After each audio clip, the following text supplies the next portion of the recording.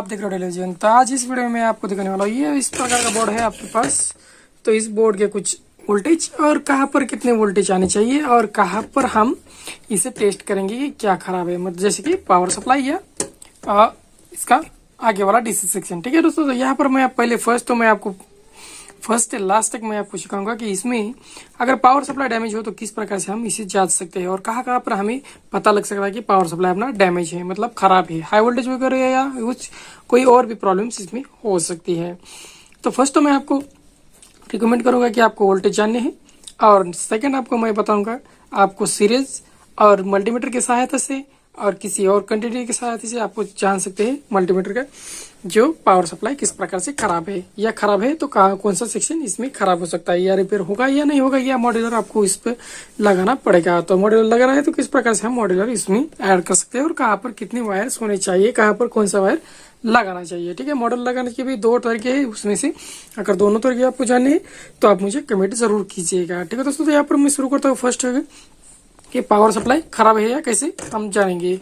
तो जो नए हैं उनके लिए ये वीडियो बहुत अच्छी होने वाली है और नॉलेजेबल होने वाली है। ठीक है दोस्तों, तो यहाँ पर मैं शुरू करता हूँ फर्स्ट इसके कनेक्शन से। तो इसे मैंने उल्टा कर दिया, तो यहाँ पर देख सकते हो ये आपने नेगेटिव प्लस है। ठीक है, जो आपने एसी करंट से है।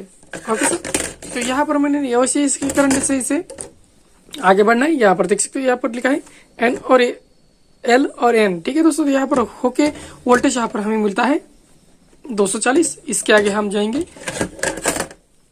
अगर मान लो कि अपने टीवी में यहाँ पर वोल्टेज आ रहा है 240। ठीक है दोस्तों, तो यहाँ पर आगे होके हम यहाँ पर देख सकते हो, ये देख रहे हो यहाँ पर एक कॉइल है। रेगुलेटर पर पलटी कर देता हूँ, ये है कॉइल। ठीक है, इस कॉइल के इस सेक्शन वाले वोल्टेज यहाँ पर चेक करेंगे तो वोल्टेज नहीं आ रहा है, तो आपको जान लेना है कि अपना पावर सप्लाई में इस सेक्शन में कोई खराबी है। ठीक है, जहाँ पर इस सेक्शन में क्या क्या आता है, एक पीएफ है जो पिलर करा गया, हर सिचुएशन में ये पीएफ दिखाई देगा। ठीक है दोस्तों, पावर सप्लाई में।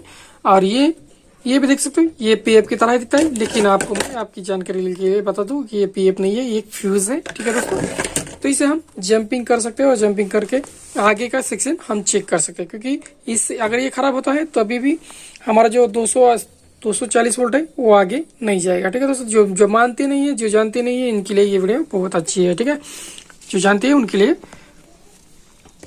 उन्हें बताने की जरूरत नहीं है। ठीक है दोस्तों, यहाँ पर मैं आगे जाते हैं, यहाँ से होके हमें यहाँ पर मिलेगा 240 वोल्ट। ठीक है, जहाँ यहाँ पर जो मिलेगा वही यहाँ पर मिलेगा, जो कि कॉइल के पीछे वाले हिस्से में। ठीक है, तो वहां से ट्रांसलेट होके यहाँ पर मिलेगा उसके कॉइल के आगे वाले सेक्शन पे। जैसे कि यहाँ पर 4 पॉइंट है, तो इसके 4 पॉइंट वाले सेक्शन के आगे वाला सेक्शन और पीछे वाला सेक्शन। ठीक है, फर्स्ट तो हमें पीछे वाले सेक्शन तक वोल्टेज आएगा 240। अगर फ्यूज हमने ऐड किया तो फ्यूज गया होगा तो। ठीक है दोस्तों, तो यहाँ पर हमारे आ गए 240 वोल्ट और इसके आगे हम ट्रांसलेट करेंगे तो यहाँ पर हमें मिलता है 240 वोल्ट। ठीक है दोस्तों, मतलब ये एसी करंट है। ओके, ऐसे हम आगे बढ़ेंगे। देख रहे हो यहाँ पर नीचे आपको दिख रहा होगा ये ट्रैक है, अच्छी तरह से इस बोर्ड में दिखाई दे रहा है। तो ये ट्रैक कहाँ पे गए है, देख रहे हो यहाँ पर हमें 2 पॉइंट दिख रहे, यहाँ पर 2 दिख रहे और इसके सेक्शन वाले ये 2 पॉइंट दिख रहे। ठीक है, तो ये हो रहे हैं अपने डायोड सेक्शन से। ओके, तो आप देख सकते हैं यहाँ पर डायोड सेक्शन है। तो यहाँ पर हमें वोल्टेज आ रहा है और अपना जो सीरीज बल्ब है वो ग्लो कर रहा है, या फ्यूज बार बार जो हम जंप किया है वो जला जा रहा है, शॉर्टेज हो रहा है। तो हमें आगे क्या चेक करना चाहिए। ठीक है, तो डायरेक्ट हम यहाँ पर जाएंगे, इस वाले सेक्शन के डायोड वाले सेक्शन का। तो यहाँ पर हम मल्टीमीटर की मदद से हम यहाँ पर क्वांटिटी पे चेक करेंगे। वोल्टेज ऑफ कर देना है पहले। तो यहाँ पर हम चेक करेंगे तो क्वांटिटी अगर बचती है किसी भी एक डायोड में, 4 डायोड में से किसी भी एक डायोड में अगर क्वांटिटी बचती है तो हमारा जो सीरीज बल्ब है वो डायरेक्ट हो जाएगा या क्वांटिटी डायरेक्ट दिखा देगी। तो इस कारण से हम पता लग सकते हैं कि इसमें से एक डायोड खराब है। ठीक है दोस्तों, तो यहाँ पर आपको लगता है कि इसका सेक्शन ओके है, मल्टीमीटर पे आपने चेक किया या इसे ओपन करके चेक कर रहे हैं ताकि आपको समझ में आ जाए, क्योंकि मल्टीमीटर डायरेक्टली आप चेक करोगे तो समझ में नहीं आएगा कि कौन सा डायोड ठीक है और कौन सा खराब है। तो इसे ओपन कर देना है। ठीक है, तो यहाँ पर हमने इसे ओपन कर दिया। तो इसे ओपन करने के बाद हमको चेक कर देना है और डायोड ठीक है। ठीक है, आपको लगा कि डायोड ओके है। एक साइड से हमें ब्लैक और रेड फ्रॉग जो है अल्टी पल्टी करके देखना है। पल्टी किया तो मान लो 400 से आगे आपको ओम्स दिखाएगा कंटिन्यूटी पर, और फिर से पलटी कर दिया तो कोई भी ओम्स नहीं देगा। ठीक है, तो इस प्रकार से डायोड होता है। तो वो अगर डायोड ओके है तो समझ लेना है डायोड सेक्शन ओके है। तो इससे आगे हम वोल्टेज रेगुलेटर होके हो जाता है ए वाले सेक्शन में, ठीक है। ये देख रहे हो यहाँ पर ये और ये इसमें नहीं है, दो कंडेंसर सेक्शन है, लेकिन यहाँ पर नहीं लगा है, यहाँ पर लगा है, ठीक है। तो ये है अपना कंडेंसर जो कि 450 वोल्ट होता है, ठीक है। तो आप समझ चुके होंगे कहाँ से कहाँ तक आया है वोल्टेज। देख रहे हो यहाँ पर मैं स्टिकरिंग कर रहा हूँ, तो आप देख सकते हो 450 वोल्ट 47 माइक्रोवाट, ठीक है दोस्तों। तो यहाँ पर कुछ भी माइक्रोवाट कुछ भी हो सकता है, लेकिन 450 वोल्टेज से 400 से वोल्ट से आगे ही यहाँ पर कंडेंसर दिखाई देगा, जो कि बड़ा छोटा हो किसी भी पावर सेक्शन का हो, ठीक है दोस्तों। तो यहाँ से हम आगे बढ़ेंगे। तो यहाँ पर हमें मिल रहा है, यहाँ पर वोल्टेज नहीं चेक करना है, क्योंकि यहाँ पर वोल्टेज चेक तो होगा लेकिन डीसी में होगा, एसी भी नहीं होगा, ये भी ध्यान रखना है, ठीक है। मल्टीमीटर का डीसी जो कि 200 फ्रॉग है, ठीक है। तो यहाँ पर हम चेक करना है वोल्टेज, यहाँ पर हमें मिलना चाहिए 300 से आगे यहाँ पर वोल्टेज मिलना चाहिए, ठीक है। तो मान लो यहाँ पर वोल्टेज नहीं आ रहा है, यहाँ पर वोल्टेज नहीं आ रहा, तो इसे चेक करना है ये कहीं से फूला वगैरह है या नहीं। अगर फूला है तो इसे चेंज कर देना है। बाद में हमें चेक करना है कि भाई अगर हमें यहाँ पर मिलता है 300 वोल्ट, ओके 300 वोल्ट यहाँ पर मिल रहा है, 300 वोल्ट से आगे 200 से अंदर मिलता है, तो मत समझ लेना कि ये कंडेंसर खराब है, ठीक है। तो हम नेक्स्ट हम यहाँ से होके हम हमारा वोल्टेज है तो डायरेक्ट जाता है यहाँ पर, क्योंकि ये जो है एक बीयू बोल सकते हैं जो टीवी में यूज होता है, या इसे हम मॉसफेट है, मतलब ये मॉसफेट है, लेकिन हम बीयू की तरह भी इसे यूज कर बोल सकते हैं, क्योंकि ये बीयू का ही काम करता है, ठीक है दोस्तों। यहाँ पर हमें करंट मिलता है, इसके दो टांगे होती है, यहाँ पर एक और इस साइड एक, ठीक है, आपने देखा होगा। और एक तीसरी टांग है वो कटी वाली होती है, क्योंकि ये साइड होती है, ठीक है। तो यहाँ पर भी हमें मिलना है, इसका ग्राउंड लेना है, और यहाँ पर हमें चेक करना है 300 वोल्ट आ रहा है कि नहीं आ रहा है, ठीक है। तो यहाँ पर 300 वोल्ट आ रहा है, मतलब कैपेसिटर ओके है, और इसका ये मॉसफेट भी ओके है, ठीक है। मान लो यहाँ पर तो ये कंडेंसर यहाँ तक तो हमारा वोल्टेज जो है पूरा आ रहा है, ठीक है। तो यहाँ पर वोल्टेज ना आए तो हमें ये चेक करना है, ये पीएफ है, ये डायोड है, और ये कॉइल है। कॉइल तो जंपिंग रहता है, इसका कोई संबंध नहीं है।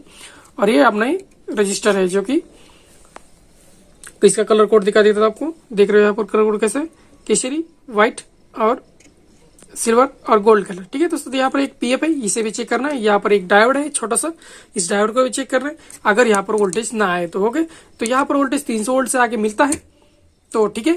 अगर यहाँ से होकर ये साइड अगर रेगुलेशन नहीं होता है, मतलब डीसी सेक्शन में ओके, यहाँ पर 12 वोल्ट वर्किंग नहीं कर रहा है, तो आपको समझ लेना ये खराब है, या तो इसमें और भी फॉल्ट है, ठीक है दोस्तों। अगर कंटिन्यू कहाँ पर भी इस सेक्शन में अगर बचती है, तो इस सेक्शन के बारे में बारकाई से मैं आपको बाद में बताऊं, क्योंकि ये बहुत बड़ा सेक्शन है, इससे टाइम भी लग सकता है। तो इस फिलहाल मैं इतना ही बता वाला हूँ कि ये बोर्ड जो है, इस बोर्ड के हम कहाँ पर चेक कर सकते हो कितना वोल्ट यहाँ पर आ सकता है, ठीक है। तो बाकी के सेक्शन में हम वोल्टेज नहीं चेक कर सकते। और यहाँ पर एक छोटा एक रेगुलेटर मिलता है जो 6 टांगों का होता है, वो रेगुलेटर खराब होने के बाद भी यहाँ पर कंटिन्यूटी दिखाता है, और यहाँ पर वोल्टेज आने के बाद भी ये रेगुलेटर खराब है तो वोल्टेज आगे पास नहीं होगा, ठीक है। तो पास होकर हमें मिलता है यहाँ पर ऑक्टोकपलर, यहाँ पर ऑक्टोकपलर के यहाँ पर हमें 3 वोल्ट मिलना चाहिए ऑक्टोकपलर के एक टांगों पर, दूसरी वाली साइड, ठीक है। अंदर वाली साइड में पावर सेक्शन के अंदर वाली साइड, मतलब ये बॉर्डर की तरफ है, ये बॉर्डर के अंदर हमें वोल्टेज नहीं मिलना चाहिए, इसके बाहर हमें यहाँ पर वोल्टेज मिल रहा है 3 वोल्ट, ओके। वो भी ग्राउंड ये साइड लेना है, जैसे कि ट्यूनर या कौन सा भी ग्राउंड, ठीक है दोस्तों। यहाँ पर हमें 3 वोल्ट मिलता है, तो बाकी सेक्शन ये साइड से सेक्शन में खराबी हो सकती है, ये भी आपको जान लेना है, ठीक है दोस्तों। तो इस वीडियो में इतना ही मैं बता रहा हूँ। अगर इसके बाद भी अगर आपको कुछ समझ में नहीं आता है तो मुझे कमेंट जरूर कीजिएगा, और बाकी का सेक्शन में पिछले नेक्स्ट वीडियो में लेके आऊंगा, क्योंकि कहाँ पर कितने वोल्ट आने वाले, यहाँ पर सिर्फ इतने ही वोल्टेज होते हैं जो कि हमें जानने के लिए या इसे रिपेयर करने के लिए सही है, और उतना ही वोल्टेज में ये रिपेयर करना एकदम आसान हो जाता है, ठीक है दोस्तों। तो फिलहाल इस वीडियो में इतना ही, और नेक्स्ट वीडियो में आपको बताऊंगा इसके आगे वाले सेक्शन में कहाँ पर कितने वोल्ट आनी चाहिए, क्योंकि ये बड़ा सेक्शन है, इसे ज्यादा टाइम लग सकता है और वीडियो भी लंबी हो सकती है। इस कारण से मैं इस वीडियो में इतना ही बताऊंगा, दूसरे वीडियो में दूसरी सेक्शन की बात करूंगा। जिस बोर्ड की आपको चाहिए उस बोर्ड के बारे में मैं आपको पूरी डिटेल दे दूंगा। तो यहाँ पर मैं आपको बोर्ड का नंबर भी दिखा देता हूँ, ठीक है, ये किस नंबर से ये बोर्ड बना हुआ है, ठीक है। तो यहाँ पर थोड़ा जूम कर देता हूँ और आप देख सकते हो यहाँ पर इसका एक बोर्ड नंबर है, अच्छी तरह से देखिए। और ये पावर सप्लाई इसी बोर्ड में नहीं आता है, हर बोर्ड में इस प्रकार के पावर सप्लाई मिलते हैं, और चाइना में ज्यादातर ये मिलते हैं, जैसे कि मेड इन इंडिया और चाइना, ठीक है दोस्तों। तो आज का वीडियो इतना ही, तो मिलते हैं अपनी नेक्स्ट वीडियो में, बाय दोस्तों।